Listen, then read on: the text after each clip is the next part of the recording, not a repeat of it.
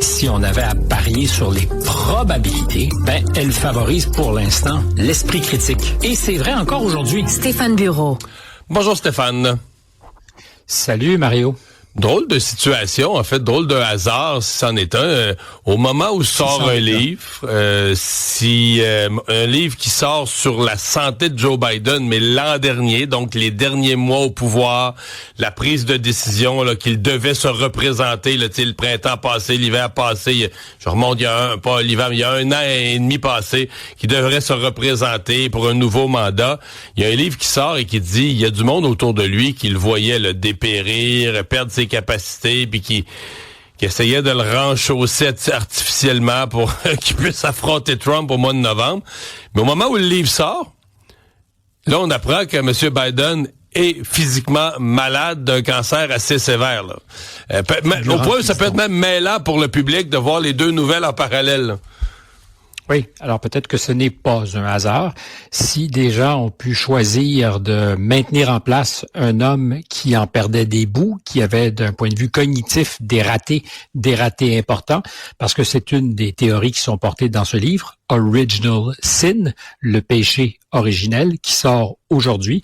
J'ai eu l'occasion d'accéder à des fragments et même quelques bouts de chapitres complets, même s'il y avait un embargo, grâce à quelques bons amis contacts qui m'ont permis de lire, d'autant que c'est un sujet qui m'intéresse parce que j'en ai beaucoup parlé et parce que j'étais en porte-à-faux. Et j'étais, moi, en porte-à-faux pendant le long mois avec la profession, disant il y a quelque chose qui ne fonctionne pas, il y a de quoi de foquer au royaume de la Maison-Blanche. Et évidemment, on était systématiquement classés dans le cas des conspirationnistes victimes de la propagande, de la manipulation étrangère qui, à distance, travaillaient pour faire élire Donald Trump.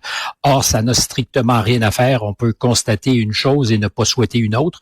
Et comme tu dis, il y a aujourd'hui deux faits concomitant à la sortie du livre, puis depuis dimanche, l'annonce d'un cancer fulgurant de la prostate pour M. Biden. Alors évidemment, dans les circonstances, on ne peut qu'être dans l'empathie, souhaiter le meilleur au principal intéressé et à sa famille.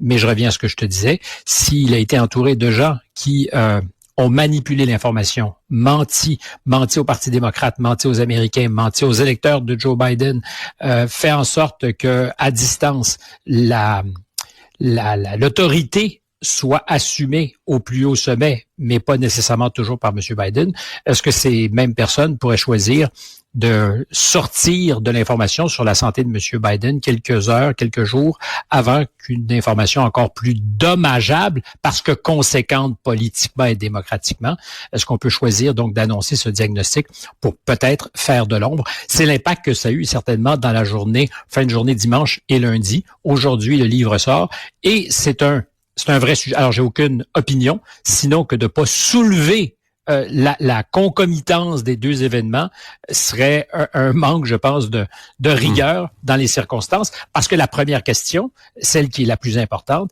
c'est combien de temps Joe Biden a été au pouvoir à la Maison-Blanche avec les éléments puissants qui sont entre ses mains, à commencer par le bouton nucléaire, s'il n'était pas parfaitement présent cognitivement. Je te dirais, alors je peux pas prendre à témoin ce que j'ai vécu depuis de nombreuses années, mais c'était, je crois, apparent pour tous ceux qui étaient un temps soit peu allumés. En 2020, pendant la campagne, celle qui va faire en sorte d'abord qu'il va être sacré candidat du Parti démocrate et ensuite président des États-Unis, mon impression, c'est pas un diagnostic, je ne suis pas gérontologue, je ne suis pas neurologue, évidemment, et on dit, si vous n'êtes pas médecin, vous ne pouvez pas émettre d'opinion. Il se trouve que quand on est journaliste et commentateur, on émet des opinions sur plein de choses, y compris la couleur des chaussettes de Justin Trudeau, même si on n'est pas des spécialistes de la mode. Alors, tu me diras, c'est quoi le rapport? C'est que le spectre de nos préoccupations est large, et jamais je n'ai pensé avoir les outils diagnostiques, d'autant qu'aux États-Unis, il est interdit, même pour un psychiatre, d'émettre un diagnostic si on n'a pas rencontré le principal intéressé. Et je parle en particulier de politique, et ça remonte à une campagne très ancienne où des gens avaient jugé Barry Goldwater fou, sans pour autant qu'on l'ait jamais rencontré. Il était candidat du Parti républicain, un peu comme en 2016, on disait de Donald Trump qu'il était fou. Et dans les années qui ont suivi, d'ailleurs, on a souvent demandé pourquoi le cabinet ne se saisit pas du 25e amendement qui permet, quand une majorité des membres du cabinet et le vice-président ensemble voient qu'il y a un problème avec le président, de le destituer temporairement ou de façon permanente. La question avait été posée, puis évidemment, on ne peut pas faire ce genre de diagnostic. Sinon, qu'en 2020, pendant la campagne, j'avais dit, avant qu'il ne soit sacré le candidat du Parti démocrate, je ne pense pas que Joe Biden ne sera l'homme des démocrates parce qu'il y a des problèmes, il y a des enjeux. On le voit, on l'entend. Je sais pas si j'avais parlé de problèmes cognitifs, mais j'avais dit, je pense qu'il est pas assez sharp d'une manière ou d'une autre. Et j'étais pas le seul. Ça a été oublié. Ses adversaires politiques, Cory Booker, dans un débat avec M. Biden, avait dit, Joe, tu viens de dire le contraire de ce que tu nous disais il y a quelques minutes et c'était pas un tabou. Ce l'est ensuite devenu. Puis il faut comprendre, alors je ne dis pas qu'il était en 2020 aux abonnés absents complètement. D'ailleurs, je ne le sais pas et personne ne pourra jamais avec certitude avoir une idée parce que à ce jour, on a toujours dit que l'entourage refusait de faire passer des tests cognitifs au président et avant ça au candidat Biden pour la simple et bonne raison que s'il n'y a pas de test, tu ne les caches pas. Mais à la fin du mandat, à la fin du mandat, il y a eu quand même quelques événements publics, je devrais même dire plusieurs événements publics. Je l'ai relaté parce qu'en fin de semaine, j'ai écrit là-dessus. Je me souviens du moment où il parlait là, des réfugiés de Gaza, puis là, il en avait parlé. Puis là, il s'est mêlé entre l'Égypte et le Mexique. Tu vois, puis si les réfugiés de Gaza doivent traverser au Mexique, c'est une grosse raid. Là. Mais tu sais, il avait l'air perdu. Là. Ça avait plus l'air d'un lapsus. Il avait l'air perdu, là, mêlé des affaires. Et c'est ce qu'on nous a souvent expliqué.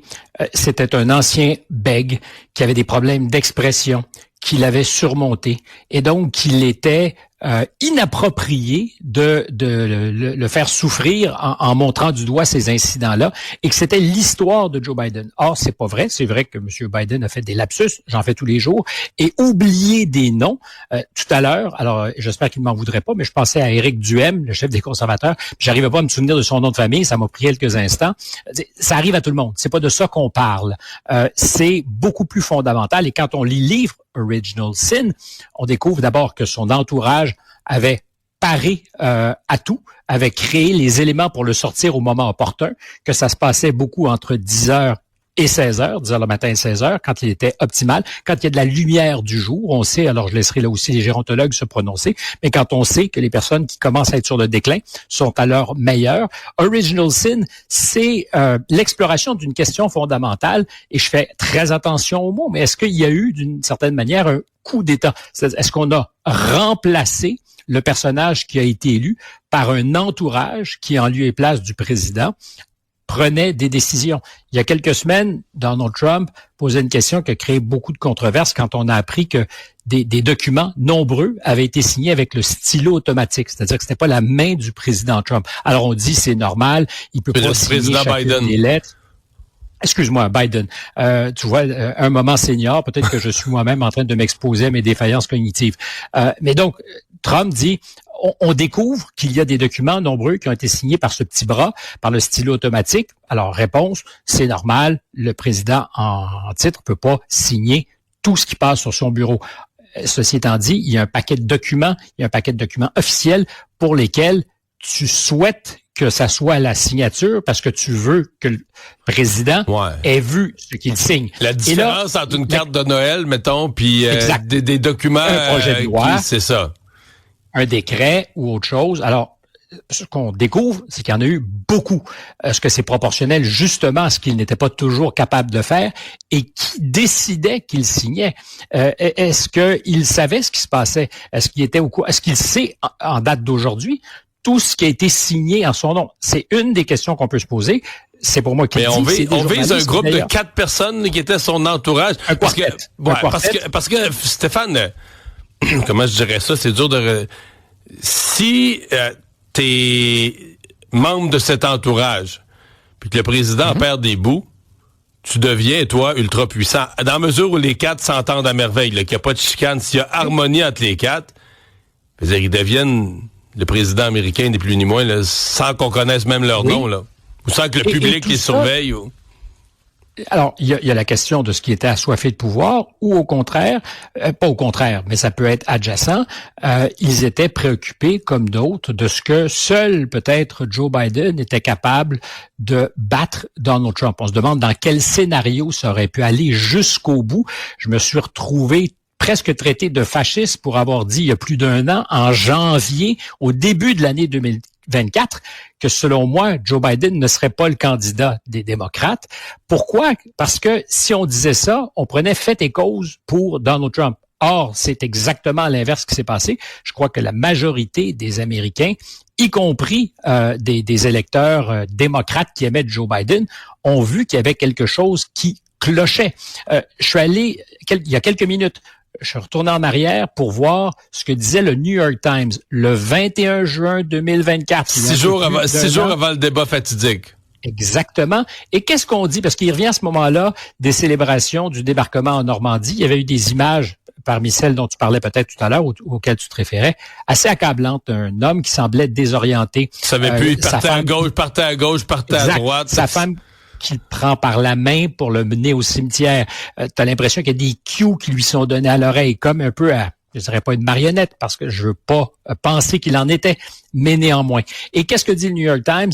C'est odieux. Il y a une campagne qui est organisée. Alors, on dit, c'est pas des deepfakes, c'est pas l'intelligence artificielle, mais c'est des images trompeuses, montées de telle façon qu'elles font dire quelque chose qui n'est pas la réalité. Or, c'était la réalité. Et je reviens donc à cette idée depuis longtemps de poser les questions. C'était inévitablement d'être le sujet de manipulation, l'objet de manipulation, de propagande, de machines de propagande étrangères, peut-être malveillantes, qui cherchaient, elles, à faire élire Donald Trump. C'est tout simplement débile, parce qu'encore une fois, le résultat est accablant. Les démocrates se sont privés des moyens pour organiser une primaire conséquente, de désigner un candidat qui aurait peut-être été défait par Donald Trump. Ça se peut, mais qui aurait peut-être aussi pas non plus. S'il y avait eu plus Exactement. de préparation, des délais normaux pour choisir le meilleur candidat disponible, il y a le temps de se monter un programme, une équipe, puis la campagne aurait pu être différente. Au-delà de ça, Mario, on aurait pu dire, ils ont vu le réel, ont agi et ont purgé le problème. Or, on l'a mis sous le tapis. Puis je dirais pire encore, il y a eu une révolution de palais pour se débarrasser à la dernière minute de Joe Biden qui s'accrochait en juillet de l'année dernière au pouvoir. Il y a eu un vrai coup de force quand il était tard et même trop tard, qui a permis de pousser M. Biden, qui ne l'a pas du tout apprécié parce qu'il est assez lucide pour voir qu'il se passait quelque chose, et pour qu'on désigne à la dernière minute Kamala Harris, qui était de loin celle qui avait peut-être les meilleurs outils pour devenir la dauphin, mais certainement pas celle qui avait les moyens pour gagner les élections. On le savait avant, on le savait pendant, et on s'en est rendu compte évidemment à la toute fin de la campagne. Mais ce que pose comme problème, et c'est le plus difficile certainement pour moi et pour tous ceux qui sont dans mon métier, ça s'appelle Original Sin. Puis dans nos métiers, journalistes, ça s'appelle Original Sin, le livre. Le péché originel. Qu'est-ce que le péché originel, Mario? Dans la Bible? Oui, dans la Bible, c'est la curiosité. C'est de vouloir s'exposer à de la connaissance que Ève n'a pas. Elle croque dans la pomme. Et quel est le original sin aujourd'hui? Quant à moi, j'ai créé d'ailleurs un néologisme pour le désigner.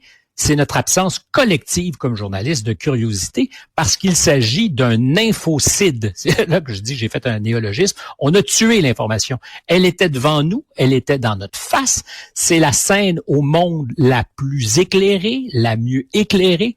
Quand tu baisses les lumières et que l'acteur principal apparaît à des heures précises et plus encore qu'il est confus à ce moment-là, tu dis il y a un problème avec le spectacle et la majorité de ceux qui devaient rendre compte de ce qui se passait pendant de longs mois ont choisi non seulement de l'ignorer, mais de dire de tous ceux qui posaient des questions ou que c'était de mauvais Américains, de mauvais journalistes et pire encore, des gens qui avaient succombé à la propagande, je reviens là-dessus, de puissance étrangère, mais ça n'a aucun sens. C'est énormissime. C'est tellement gros comme nouvelle qu'on s'est fait à l'idée qu'il y a quelque chose qui devait nous échapper et que ça ne se pouvait, dans le fond, pas que ça soit arrivé.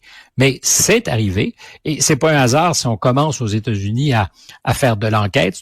Original Sin est un travail sérieux, près de 200 personnes qui ont été interviewées, l'essentiel sous couvert de l'anonymat. Alors on présume beaucoup de gens dans l'entourage du président de la Maison-Blanche, beaucoup de démocrates qui avaient accès au président et qui pourtant se sont tus, mais qui aujourd'hui veulent se racheter un peu, puis des journalistes qui veulent aussi laver leur conscience parce qu'ils auront été complices de ce qui était un mensonge, mais à grande échelle et incompréhensible parce qu'il y a derrière ça une espèce de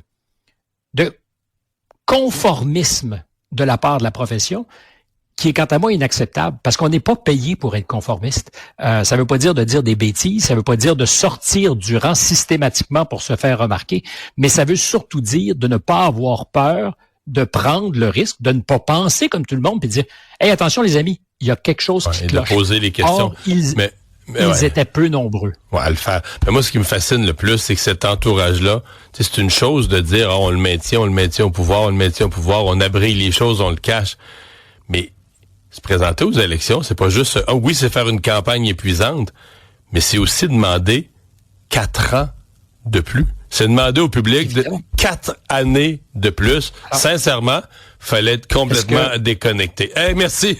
Oui, vas-y, rapidement. Alors, on continuera demain. Mais est-ce que le plan de match, c'était de penser pouvoir gagner et qu'ensuite, on ferait justement au nom de la santé chancelante du gagnant place à quelqu'un d'autre? C'est tout à fait possible. Peut-être. Je n'ai aucune idée, mais j'ai une certitude aujourd'hui. Ça avait pas d'allure. C'est gigantesque et tellement qu'on veut pas le croire, mais je pense qu'il faut se faire à l'idée que c'était exactement ce qu'on commence à décrire.